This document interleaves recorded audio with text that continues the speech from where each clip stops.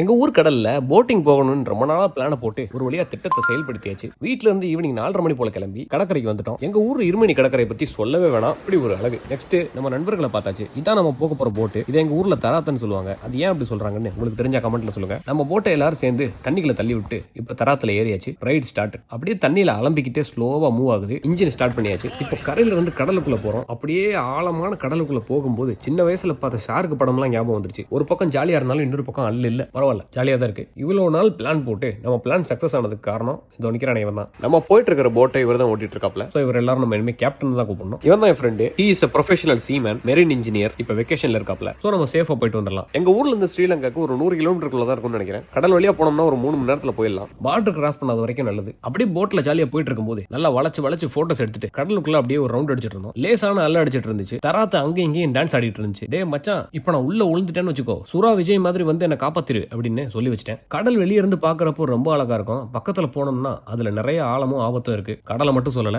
உசாரா இருந்துக்கோங்க. கடல்ல குளிக்கும் போதும் சரி, நீங்க போட்ல போகும்போதும் சரி, சேஃபா போயிட்டு வாங்க. இப்ப போட்டிங் எல்லாம் முடிச்சிட்டு திரும்ப கரைக்கு போயாச்சு. ஒரு அட்வென்ச்சரஸான தராத் ரைடு கம்ப்ளீட்டட். நீங்க எந்த ஊர்ல இருந்து வீடியோ பாக்குறீங்கன்னு கமெண்ட்ல சொல்லுங்க.